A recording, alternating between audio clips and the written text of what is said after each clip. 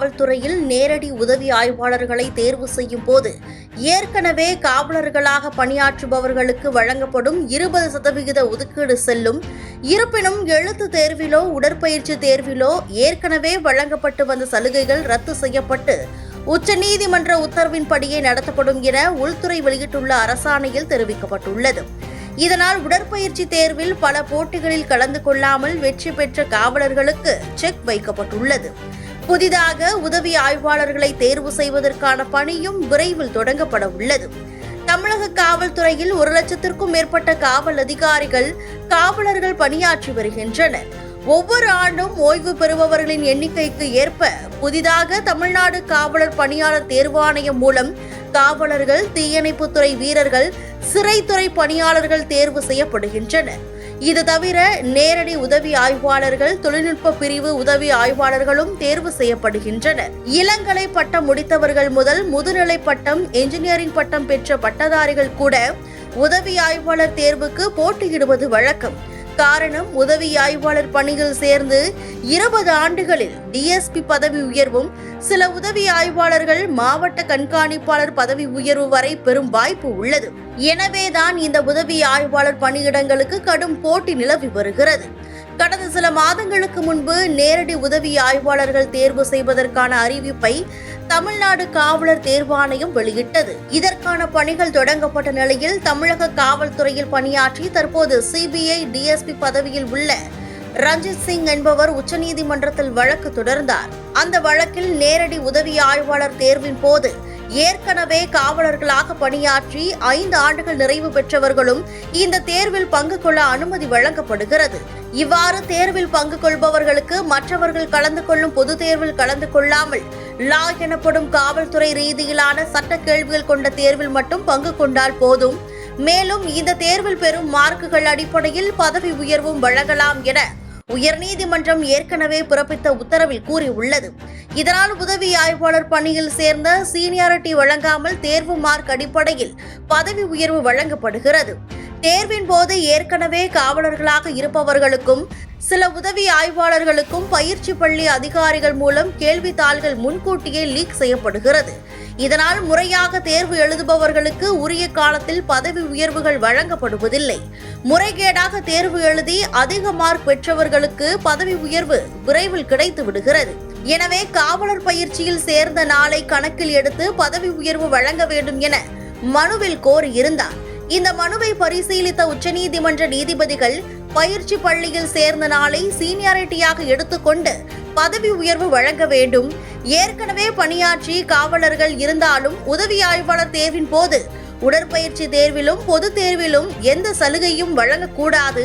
கடந்த 1996ஆம் ஆண்டு முதல் பணியில் சேர்ந்த நேரடி உதவி ஆய்வாளர்களுக்கான சீனியாரிட்டியை நிர்ணயம் செய்து பதவி உயர்வு பட்டியலை உச்சநீதிமன்றத்திற்கு அனுப்பி வைக்க வேண்டும். 90 நாட்களுக்குள் இந்த பதவி உயர்வு பட்டியலை உச்சநீதிமன்றத்தில் சமர்ப்பிக்க வேண்டும் எனவும் உத்தரவு பிறப்பித்தது. இந்த உத்தரவால் கடந்த டிசம்பர் மாதமே எஸ்பி பதவி உயர்வு பட்டியலில் இடம்பெற்று பதவி உயர்வுக்கு காத்திருந்த 37 கூடுதல் எஸ்பிக்களின் பதவி உயர்வு உள்ளிட்ட பதவி உயர்வுகள் நிறுத்தி வைக்கப்பட்டது. ஆனால் உச்சநீதிமன்ற உத்தரவின்படி சீனியாரிட்டி பட்டியல் தயாரித்து அனுப்பாமல் டிஜிபி அலுவலகமும் உள்துறையும் வழக்கம் போல இழுத்தடித்து வந்தனர். எனவே நீதிமன்ற அவமதிப்பு வழக்கை டிஎஸ்பி ரஞ்சித் சிங் மீண்டும் உச்சநீதிமன்றத்தில் தொடர்ந்துள்ளார்.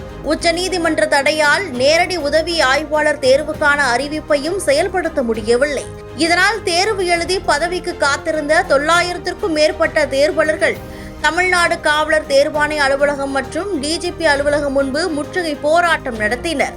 கடந்த 1996ஆம் ஆண்டு முதல்தான் நேரடி உதவி ஆய்வாளர் தேர்வில் ஏற்கனவே துறையில் பணியாற்றும் காவலர்களுக்கு 20% பணியிடம் வழங்கப்பட்டு வருகிறது.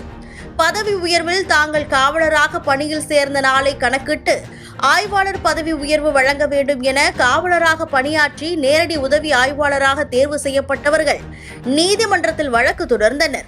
இதன்படி கடந்த 2008ஆம் ஆண்டு முதல் பணியில் சேர்ந்த நாளை கணக்கில் எடுத்து பதவி உயர்வு வழங்கும்படி சென்னை உயர்நீதிமன்றம் பிறப்பித்த உத்தரவால் பொது தேர்வில் வெற்றி பெற்று அதிக மார்க்குகள் பெற்ற உதவி ஆய்வாளர்களுக்கு ஆய்வாளர்களும் டிஎஸ்பி பதவி உயர்வும் பெற முடியவில்லை. இவர்களும் தங்கள் சீனியாரிட்டியை மதிப்பெண் முறையில் கணக்கில் எடுக்க வேண்டும் என உச்சநீதிமன்றத்தில் வழக்கு தொடர்ந்துள்ளனர். இந்த நிலையில் தமிழக உள்துறை செயலாளர் சீரஜ் சர்மா பிறப்பித்துள்ள உத்தரவில் உச்சநீதிமன்ற தீர்ப்பின்படி இனி நடத்தப்படும் நேரடி உதவி ஆய்வாளர் தேர்வின் போது ஏற்கனவே காவலர்களுக்காக வழங்கப்பட்டு வந்த 20% பணியிடங்கள் வழங்கப்படும்.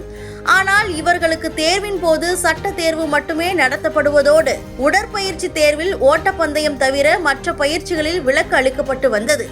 உச்சநீதிமன்ற தீர்ப்பில் அனைவருமே பொதுவான தேர்வு எழுத வேண்டும், ஏற்கனவே வழங்கப்பட்டு வந்த சலுகைகள் வழங்கக்கூடாது, பயிற்சியில் சேர்ந்த நாட்களையே சீனியாரிட்டியாக கணக்கில் கொள்ள வேண்டும் என்ற உத்தரவுப்படி புதிதாக நடத்தப்படும் தேர்வுகள் இருக்கும்.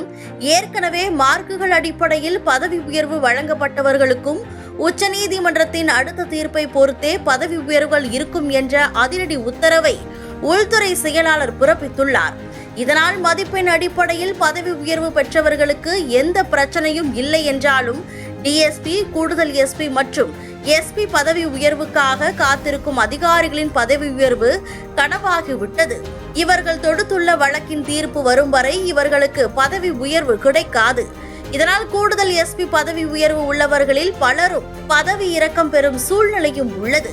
இருப்பினும் நேரடி உதவி ஆய்வாளர் தேர்வு செய்ய விதிக்கப்பட்டிருந்த தடை நீக்கப்பட்டு இனி உதவி ஆய்வாளர்களை தேர்வு செய்ய முடியும். காவலர் பதவி உயர்வில் ஏராளமான குளறுபடி தீர்ப்புகள் நீதிமன்றங்களால் அவ்வப்போது வழங்கப்பட்டுள்ளது.